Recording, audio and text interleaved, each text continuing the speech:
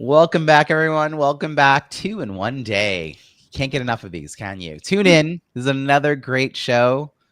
Here's the official kickoff. Writing a business book is more than just putting words on a page. It's about crafting a resource that builds your authority, expands your reach, and opens doors for new opportunities. Too many entrepreneurs get stuck trying to figure out the process alone. And that's why I created Biz Book Pub Hub. Biz Book Pub Hub is a community of experts who help entrepreneurs navigate writing, publishing, and marketing to make the most significant impact with their books. Whether refining your message, choosing the right publishing path, or building a launch strategy, you don't have to do it alone. Explore all the free resources, expert connections, virtual networking events, and show notes from this podcast at bizbookpubhub.com. Now, let's get started with today's panel. We're going to be talking about their biggest lessons from the publishing journey and how the right support can make all the difference. Chris Johnson was with me. She wrote The Leadership Pause, Sharpen Your Attention, Deepen Your Presence, and Navigate the Future, a guide for leaders to embrace mindful awareness, reduce stress, and cultivate clarity, resilience, and a deeper self-connection through the transformative power of pausing. Lil Barcaski wrote, Why Your Women Are Leaving You for Me, practical adulting advice for men and some women. She's also one of our Biz Book Pub Hub partners, supporting authors as a ghostwriter and owner of Ghostwriters Networking, GWN Publishing. Her staff includes dedicated and talented writers, editors, and designers who can take you from concept to completion without breaking the bank. Please join me in welcoming Chris and Lil. Chris, I'm going to kick this off to you just to get things started. First, I have to acknowledge, Lil, that is the funniest title I've ever heard. But you left out the key component of that title, which is "and how to get them back." Oh, and how to get them back. I don't want them. All right, back to you, Chris. Okay, I don't know about this. Okay. Chris, how can we define the audience that you have for your book about the power of the pause? Give us a little bit of insight into that. Yeah, so the short answer is that I wrote the book because I myself needed to read it. And the audience includes business leaders, social impact leaders, women entrepreneurs. There's kind of a cluster right there. And I wrote it because all of us needed to sharpen our attention because we're freaked out all the time. And we actually need to become present to ourselves and what matters. If we don't, we risk making really bad decisions, not having the impact that we want to have. So in short, it's for business and impact leaders, men and women. And I need the men over here, Lil, so you can send them on over. Oh, no, these are women. You don't want them. That's brilliant. Lil, over to you. How did you define the audience for this book that you wrote? Okay, I've written many, many books. This is one that has only my name on it, whereas several of them have my name and other people's, though I wrote them. But in this case, I wrote this on a dare. So in the gay community, you probably know this, Robbie. When someone comes to you who is not gay and becomes gay with you, you get a toaster oven. Yeah. So I had too many, and I didn't want to talk. I wanted young men, especially, to think about how to speak with women and how they were behaving and how to act so they could actually get dates. And so keep these girls on your side of the fence, because a lot of times it turns into a disaster. So I wrote the book on a dare. Somebody was kidding around. I used to make a joke about, writing a book someday about why your women are leaving you for me, and why men were failing, in all honesty. And young men are in failure, and we know that. It's not their fault. We've done this to them. So that's why I wrote the book. I wrote it as for fun, and it was a very fun book, and it's done pretty well. But that was kind of my impetus for writing it, and really more to be silly. And it's very funny. It is a very funny book. So my assistant said, I don't see a book that Lil wrote. And I'm like, oh, I can find it for you. Let me look that up for you. But you know what? You are touching on something kind of serious. And both of you are trying to address realities that are out there. You're both trying to name something that most people want to brush under the rug. They don't have language for it. They feel alone in their situation. I mean, it's interesting how you're not, one's dressing this with a lot of humor and, Then we have Dr. Chris Johnson, who's got a lot of gravitas and a good sense of humor as well. But there are underlying sort of realities out there that I think your power as an author is able to do. Chris, when you said you wrote this book because you needed it, I think that's also true for a lot of authors. And I know Lil works with authors and probably has seen this to be true as well. How did you know, though, that you were the person to write it? I mean, how do you get through that mindset? Because a lot of people might have that fleeting thought, ooh, I could really use a book like that. But then they'd be like, talk themselves out of it. But you didn't talk yourself out of it. You created this really valuable piece of content. That's a great question. I haven't quite thought about it that way. I think I decided I knew I needed to read it because life was feeling increasingly frenzied. I had a leadership coach years ago say to me something to the effect that as you continue to deepen in your own leadership and the impact you're having, more and more is going to be put on you and more requests, et cetera. And I registered that, but I was feeling it at the moment. And it's like, shoot, I really need to figure this out. And I have a long history of mindfulness practice. And it's like the leaders that I was working with and coaching were coming in saying things very familiar and similar to what I was experiencing. And it's like, this is nuts, Chris. You need to read it, but so does everybody else that you're working with. So let's give them some of the good work, the good juice, the practices, the simplicity of it all amidst the chaos, because we want the simplicity on the other side of complexity. That's what we want. So that's why I wrote it. And I stuck with it. Partly it was easier to do because I was writing during COVID. I had already started thinking I needed to do that. And COVID gave me a great opportunity to okay, you're going to do it. You're committing. This is it. You're on. So those two things together, a realization and then COVID. Honestly, which is a powerful pause. Honestly, I mean, a lot of us created books. I got introduced once for a panel where someone into the introduction didn't use my pre-prescribed intro and said something like, "And here's Robbie Samuels, who wrote not one but 2 books during the pandemic." And I got on the screen and went, "I did? Oh my gosh! I hadn't thought of it that way. I had not put all that together. How did that happen?" Yeah.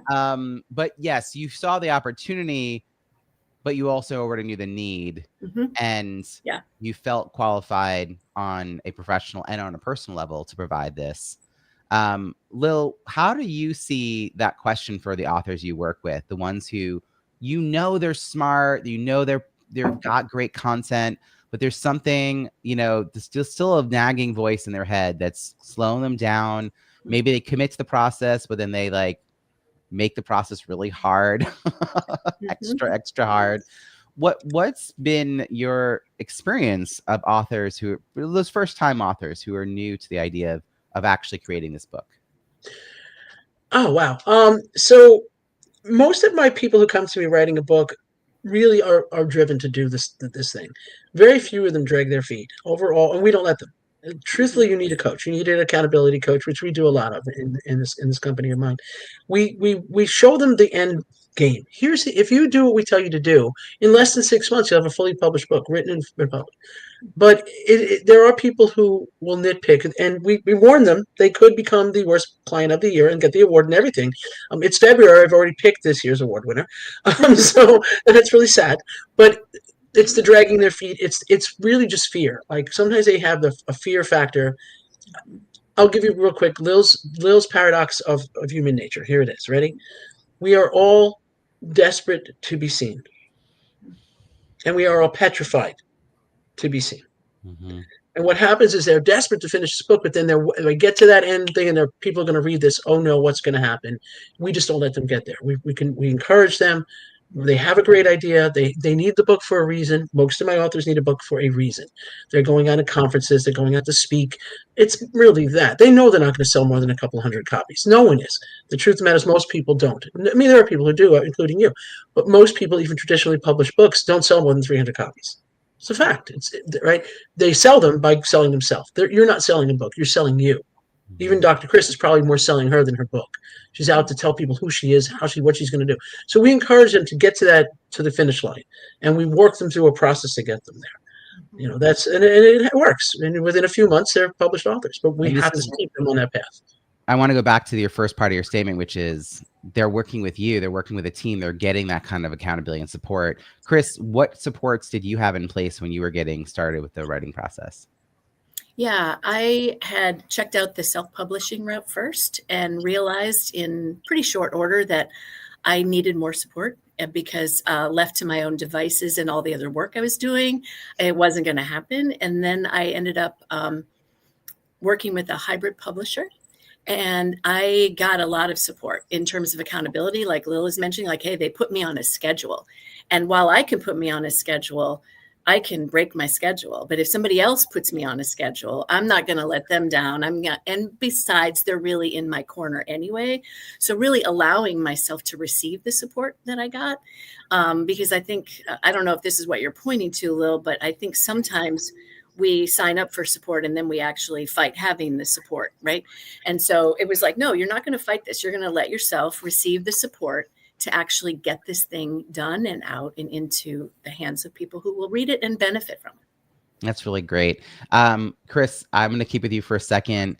As a first-time author, when you were first getting started, when you were thinking about even the self-publishing route and then starting to look into hybrid publishers, what were the metrics of success that you were aware of that you would be looking to say, oh, the book's doing really well because X? Like, what was important to you back then? I know it's evolved. I know it's changed. It always does. But what did you think being a successful author was going to mean?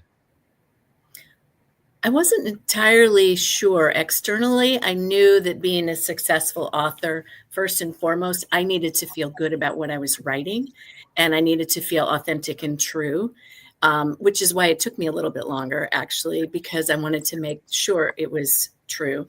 But I was looking at how many additional kinds of opportunities to speak and share would actually come my way as a result of the book. So I was lucky enough. I did a kind of a version of a crowdsourcing initially to get some seed money to start. And that helped me find the publisher that I ended up working with. And in that, I sold my 300 copies right there because I did some. So I've had more sales after that. But that's initially what I was thinking of. That's so smart and strategic. So kudos, Dr. Chris, because I feel like you had your eye on the right end goals, because so many people don't know the piece that Lil said a moment ago. I think it's like most don't sell more than 100 in the first year or 300 copies in a lifetime. Like there's different stats like that. And if you sell 1,000 copies in a lifetime, that's like a really good book, and 5,000 is like an exceptional book. And yet not knowing that, authors always think they're going to hit publish and they're going to sell 10,000 copies. Like they don't know what they're up against.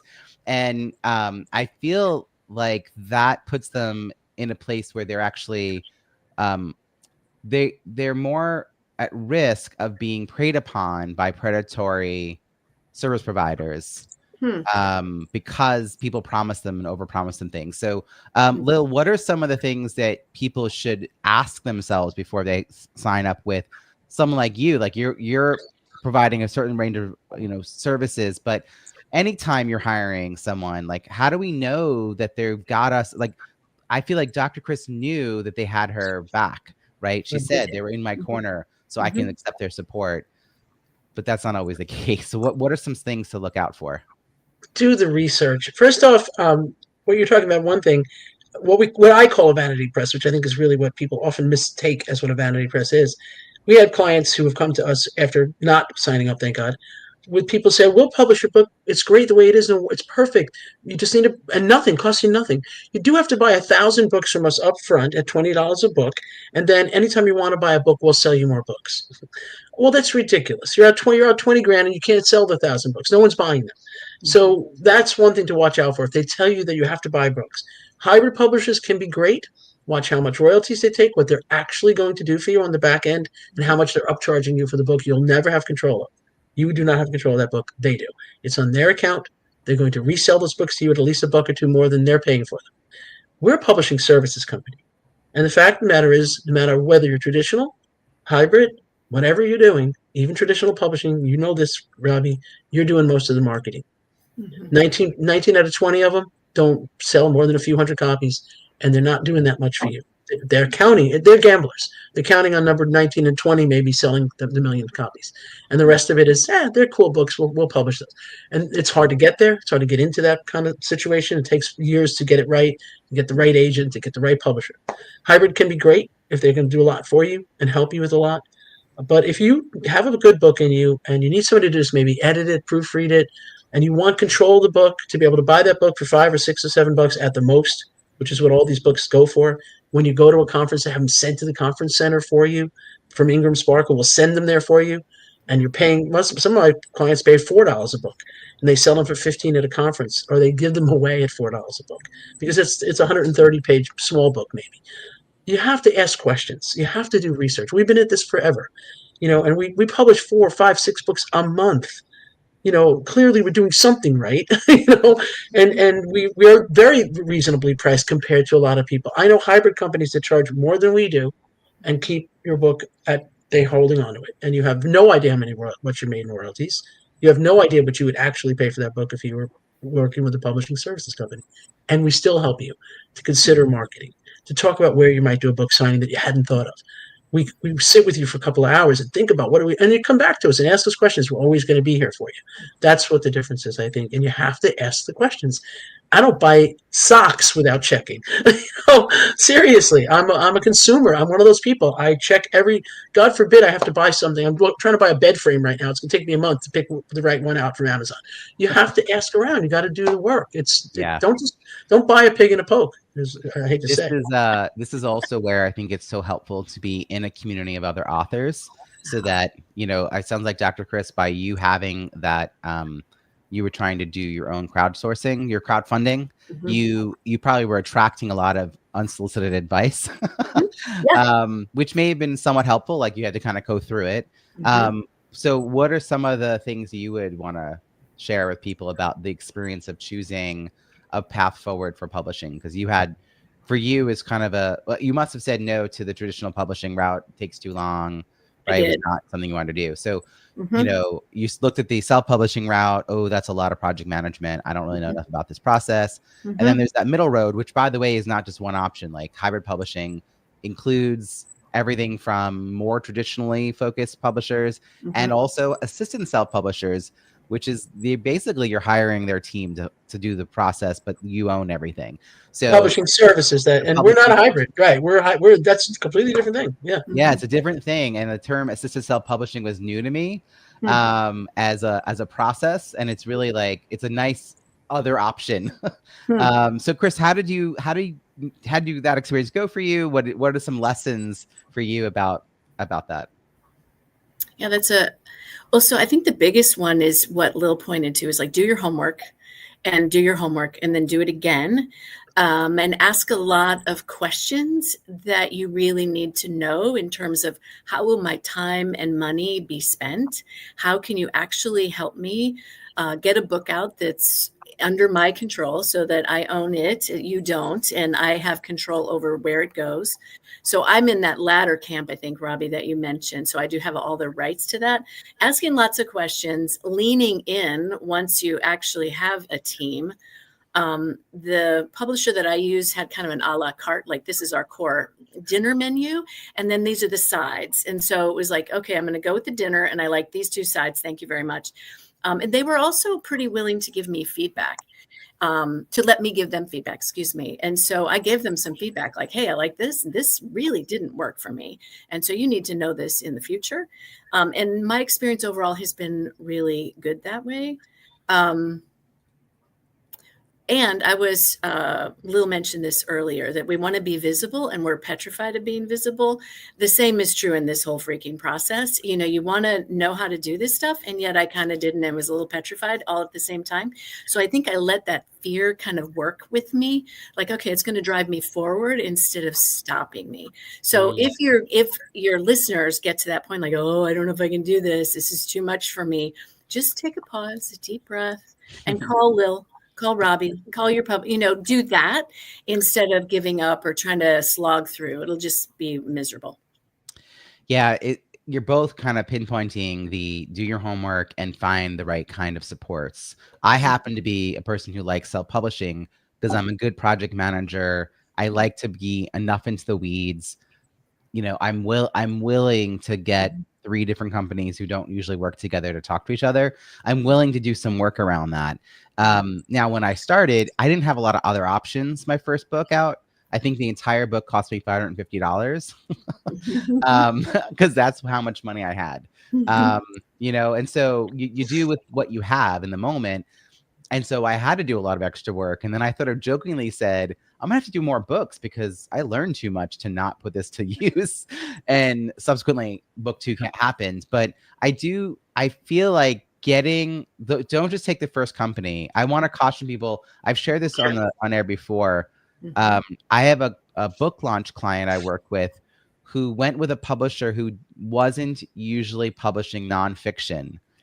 And she had done research and she had gone through 3 rounds of edits where they were editing her direct quotes. And they were probably doing it using AI because clearly if a human had done it the first time, they wouldn't have done it the second and third time. But she had to keep catching and correcting direct quotes. From other people, not her own personal direct quotes. Quotes from other humans. From her research. And the company just, you know, had never dealt with that before because they were not used to publishing nonfiction. So she didn't know the difference between a publisher and a publisher and a publisher, right? Like they're a publisher and they said, yes, we'll publish your book. So have they published books like your book? Because if they have, then they have so many more resources they can share. They can talk about marketing options or what one of their other clients did. So there's just so much more there. Now, my next sort of series of questions is going to be about your reviews. And I have to just give a huge shout out to Dr. Chris here. Dr. Chris. Great tell. Whoa. Okay, so Dr. Chris has 75 ratings and drum roll, please, 65 written reviews. So this is awesome on 2 fronts. One, the ratio between reviews and ratings, I always expect it to be as close to 100% as possible. I find it so disconcerting when people walk around saying, I have 300 reviews. No, you have 328 ratings and 8 written reviews. Like, sorry, that's not hard. It's not hard to do. So that's great. And then also 65 people took the time to write you a review. God love them. So why was it important to you to get reviews? To start with that premise, like why were reviews even a part of your process? And who even told you they should be part of your process? Because that's not usually the case. A social proof, quite frankly, and not just people that love me, although I think, you know, I might have a relative in there or so, but really social proof and folks that I asked if they would give me a review who are in the space of the people that I want to serve. And so it's not just social proof for Chris Johnson in my business, it's social proof in the marketplace for the kinds of folks that I want to be serving. So not only reviews, but also in the book itself, having folks give endorsements was really key. So that I'm not just pulling this stuff out of thin air. There you go.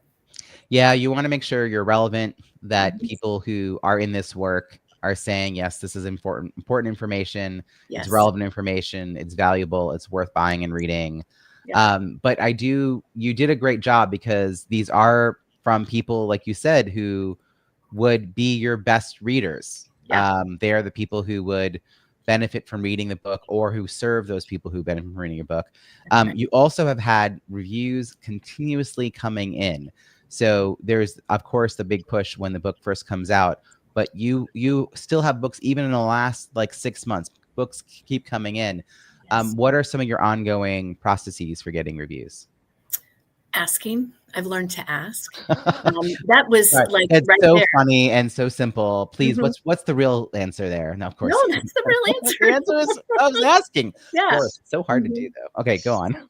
Well, it's hard to do because like Lil had said, you know, to be visible is like, hey, I really could use this support. Can you offer it to me?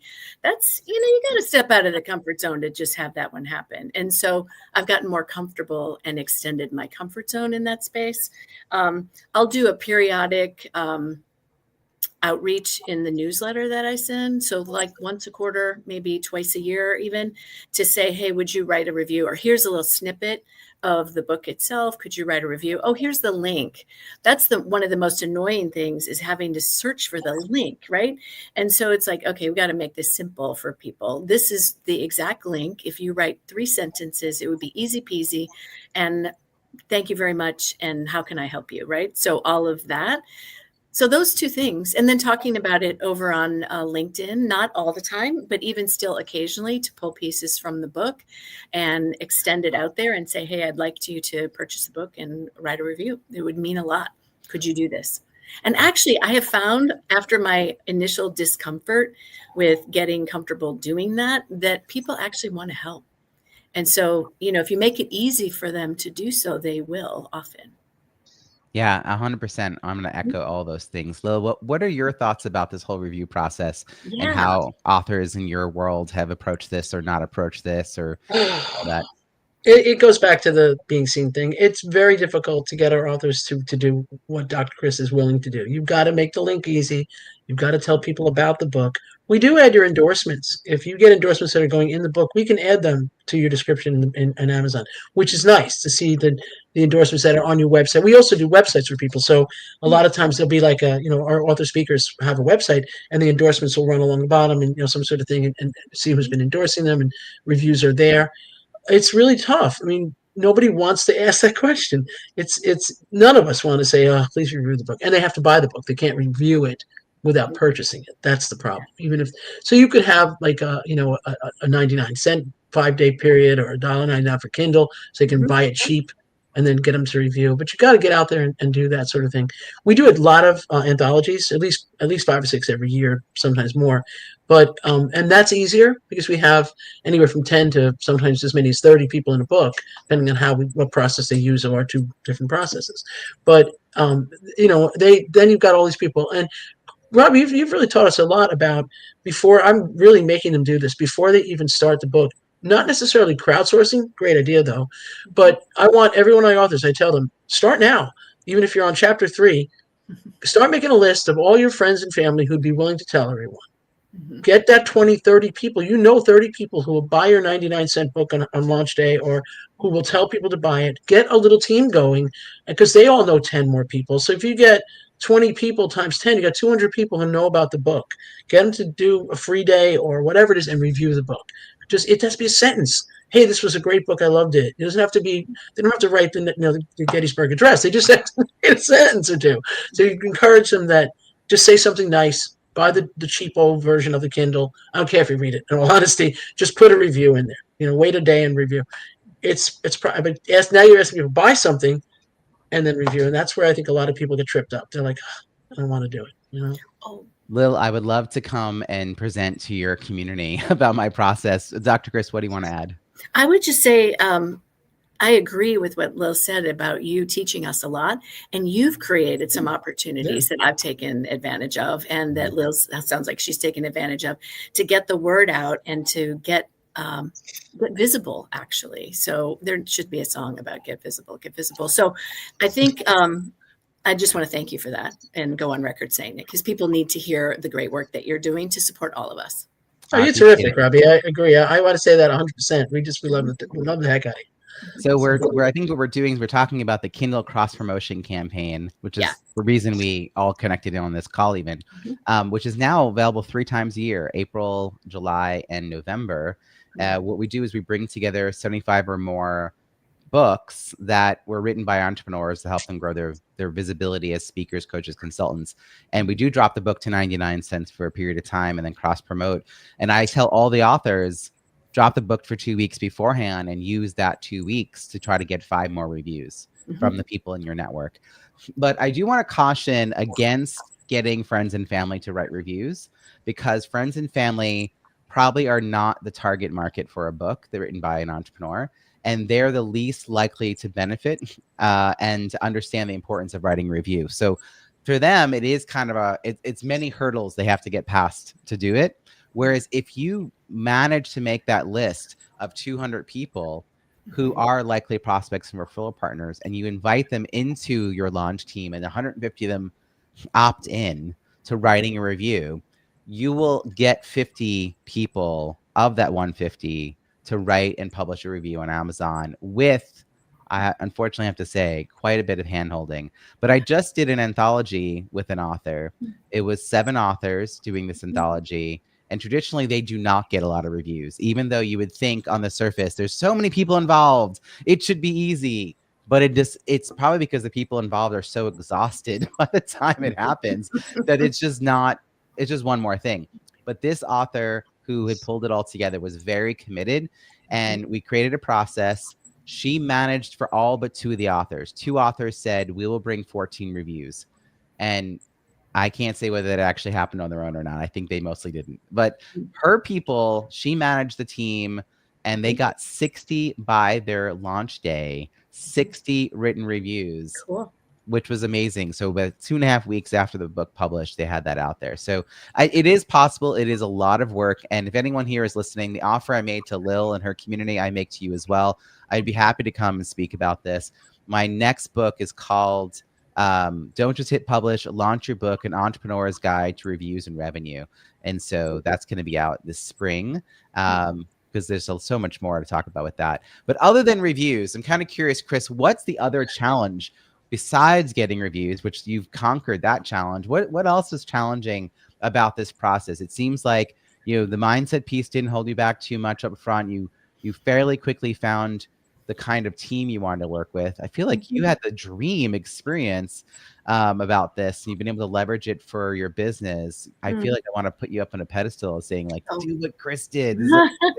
But what is challenging about this process that you didn't know ahead of time is something to even be thinking about? Like, there's just so many things that are hidden until you're there. That's so true. I didn't know what I didn't know. And so I think for the other thing for any author is to don't pretend like you're going to get it or know, because you're going to keep learning. It's an ongoing process. And I think for me, since the book has been out for a couple of years, probably the biggest challenge is to continue to find ways to leverage the book. I know I did end up working with somebody as a coach who's all about getting publicity and promotion, and she gave some strategies. And one of the things for those of us writing nonfiction books is she's like, unless you are a celebrity, which I'm not, although we could hope maybe, I don't know. Unless you're a celebrity who's going to be kind of a flash in the pan really quickly, and then the book will go on some bestseller list. Most of the rest of us writing nonfiction can actually continue to promote our book for a really long time if the content is relevant, and mine certainly is. So really the challenge for me right now is to find ways to continue to leverage through speaking, through doing the workshops that I do and the teaching, and how to actually do that in a smart way. And I don't know that I've mastered that yet. So there's still more learning to do, but that's the ongoing challenge for me. Are book sales incorporated into your offerings, like as a speaker or? Yeah. So as a part of the negotiation, as you're being booked to speak. Yeah.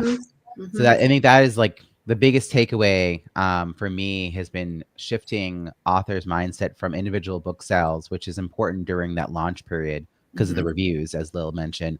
But then stop worrying about that and then just focus on how to get your book purchased in groups of 50 or more. So what is your best advice for marketing, Chris? Like what has been most advantageous to help you, get that visibility for the book and help move some sales?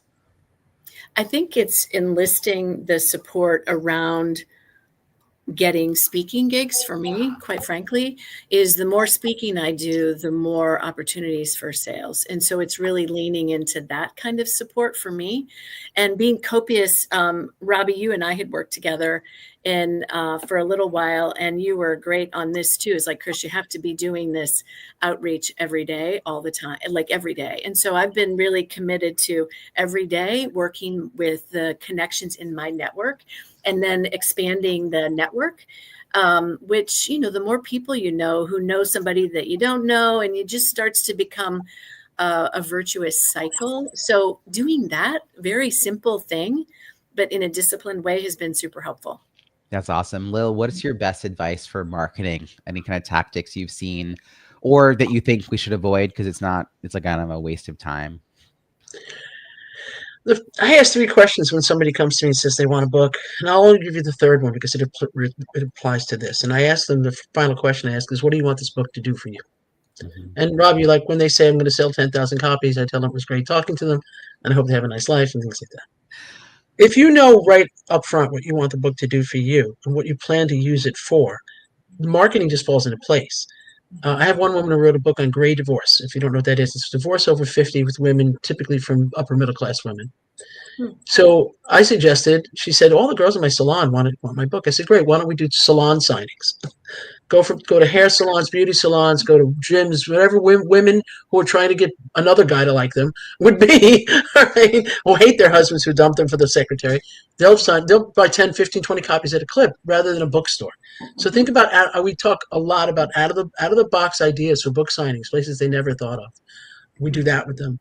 A lot of it is really about really thinking about how else to use the book when you're a speaker.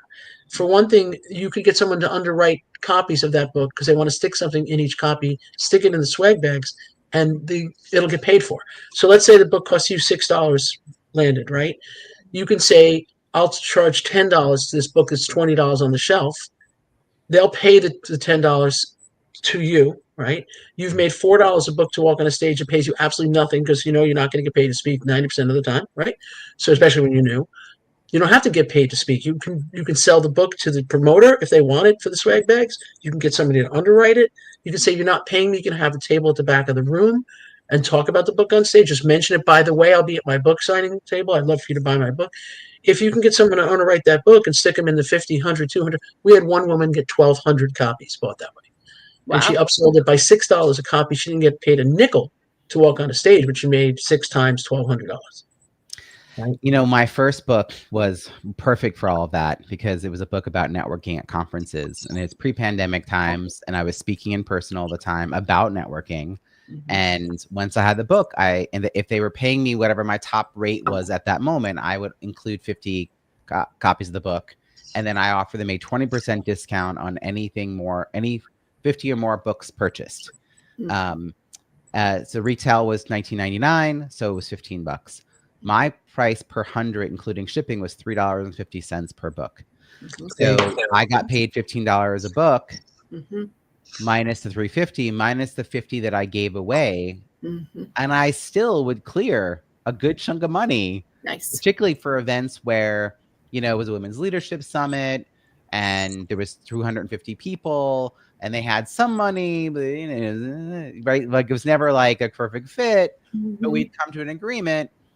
And then they would also serve bagels and croissants and their table and think they're so clever and want me to do a photo op because the book was croissants versus bagels.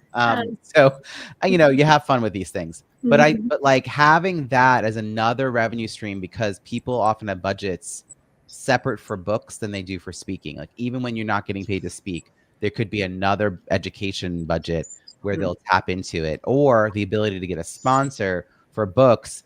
Mm-hmm. When you don't allow sponsored speaking.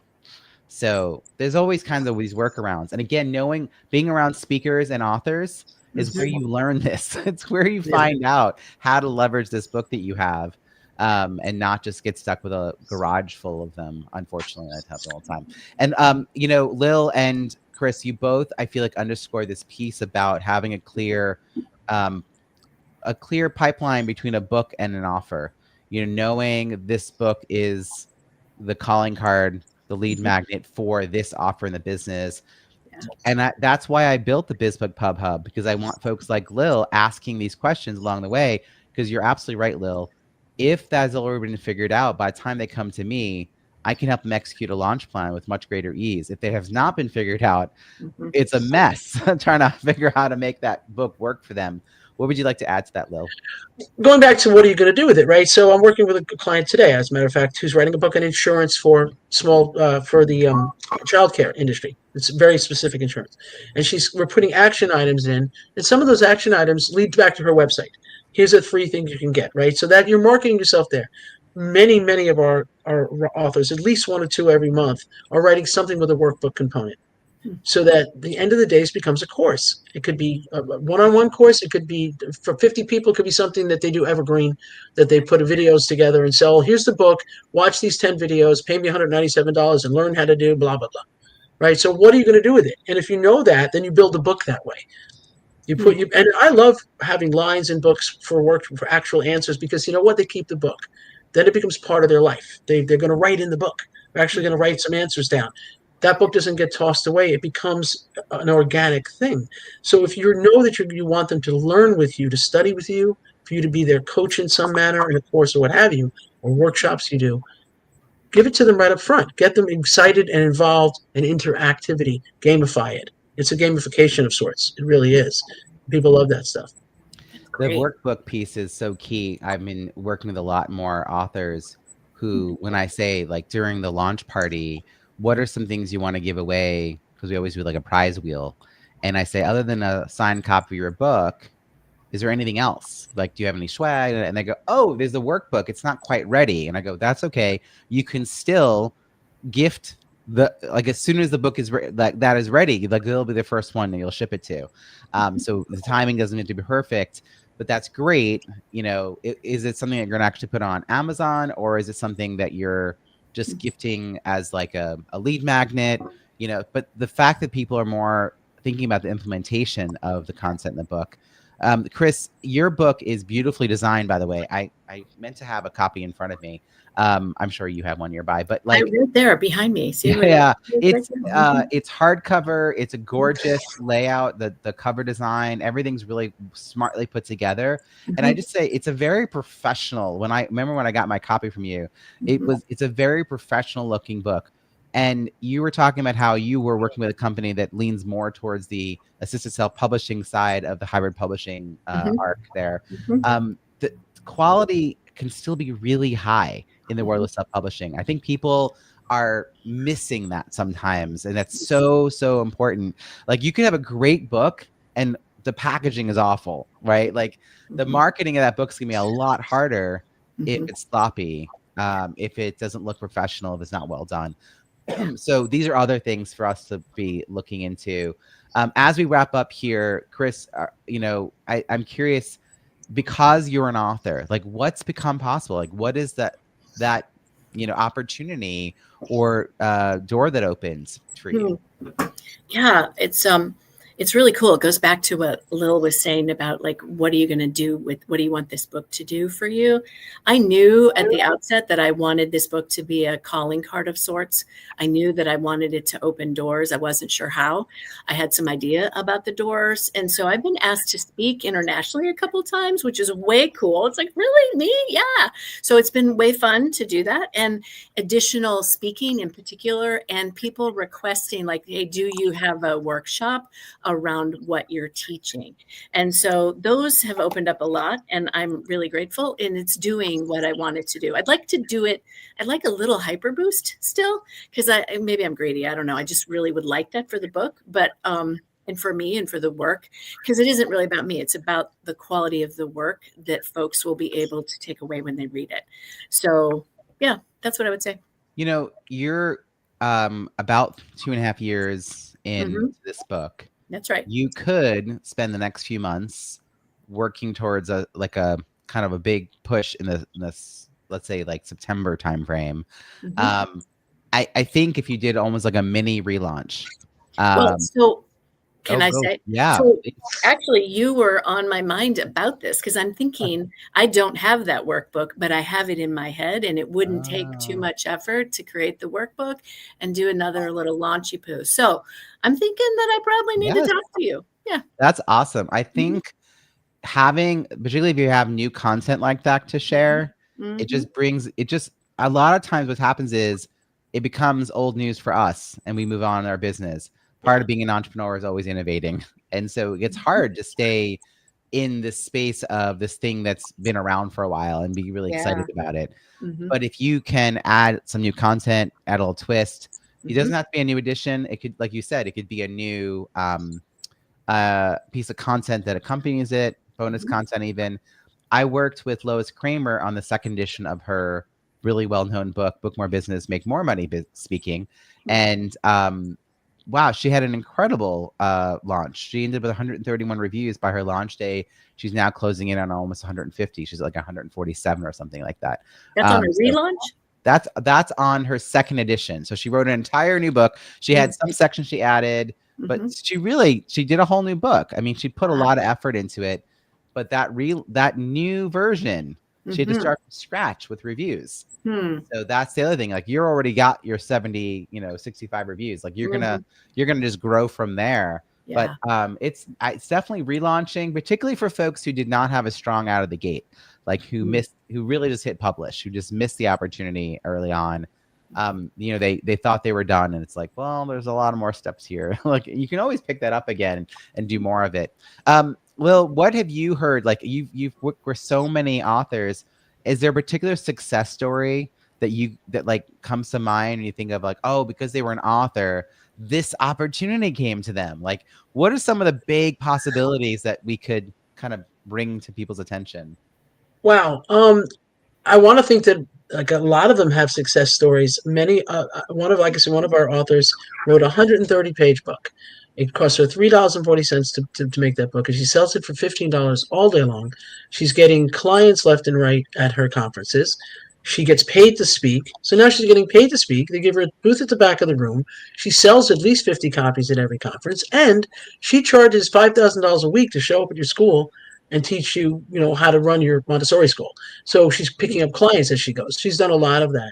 We did have one woman sell 1,000 copies the first week, but she had an unusual situation, and I think she became very friendly with the drag community of Madison, Wisconsin. And the book is called "How the Drag Community of Madison, Wisconsin Saved My Life." She had cancer, and I unfortunately we did get out of remission, but she had cancer, and her husband dumped her all in the same moment. And she got involved with the theater company, and one of the guys in the theater company was a drag queen in the area, asked her to be a backup dancer at the clubs. So she started backup dancing. And when we put that book out, 1,000 people, but they went out of their way to buy copies of that book. Within 2 weeks, she sold 1,000 copies overnight. And that was really cool. And that was very supportive and neat that she had a community like that followed up with her. So, I mean, it really, most of our clients are out talking and speaking and doing their thing. And there's some that don't. They just want the book done, especially memoirs. They just want to say, look, I wrote my story. But a lot of them are doing what they're supposed to be doing, and we're very proud of them. And some of them are on 5th and 6th books. We have many. Most people come back to us if they're going to write a 2nd and 3rd book. They don't go elsewhere. So that's pretty cool. We have one on her 6th book, I think we're talking about today. Amazing. I mean, you both have such tremendous value in what your experience has been and what you've gone through. And Chris, I still am going to hold you up as like a really great example of how to do all this. I would love to work with you on relaunching and having some new content with the workbook. Lil, I do plan to relaunch and rewrite my book, which I wrote like 10 years ago. Post-COVID, what you got to do to get women to pay attention to you guys? You already have a girl, but not everybody does. So I think I need to rewrite the content and relaunch it. And people would say, "Why don't you do it? It'd be fun." I probably will. So maybe this summer, maybe I'll play around with it. Summer we'll relaunch that one. That's a fun book. It's really silly. It's fun, but it's not fun because there's a lot of cool stuff about how to behave as a young man, and why a lot of women are just opting to just live with their dogs and never talk to you again. So I have a few of those friends. So you've done the job. I don't know how much you do of knowing a niche. Like, I think that's really, really important. You have to know who you're writing for and have that person in mind. And I'm writing for mothers and aunts who never get rid of their sons and nephews. Yeah, you're writing for the family members of the kids living in the basement, Yeah. Get out of the basement and give your kid this book. It's basically like, if anyone listening knows someone whose relatives stuck in the basement, like, this book is for that person. Down the video game console thing and take a shower and go meet girls. You can have so much fun with all of this. My gosh. Hey, so as we wrap up here, Lil, how can people find you and follow your work? Great. Well, a couple things. GWN stands for Ghost Writers Network, which is our main website, ghostwritersnetwork.com. All our pricing is there. Everything we do is there. I also run Virtual Creatives, which you'll see a lot with me. That's my email, which is our web development company, has been for 15 years. GWN's a little newer. And then they can go to me. I love when people talk to me. Calendly.com/Lil the Ghost. LIL the Ghost. Lil the Ghost. Take the time with me, chat with me, hang out. It'd be fun. I love it. And Dr. Chris, how can people find you and follow your work? They can find me over on LinkedIn, Chris L. Johnson. Name's too common, so you got to throw that L in there to find me over on LinkedIn. And you can also go to my website, which is q4-consulting.com, and you'll see what it's all about there. Fantastic. I'm going to put all these links plus links to your books at the show notes at bizbookpubhub.com, which we will find all the show notes for all these episodes, plus an invitation to attend free virtual networking events for writers and authors, and another free virtual networking event for speakers that I host, plus introductions to all the amazing experts like Lil that I work with to help entrepreneurs become successful authors. Lots and lots of great content and resources for authors at bizbookpubhub.com. Lil and Chris, thank you again so much for joining us. Really, really appreciate it. Thank you. You're wonderful, Robbie. We really love you.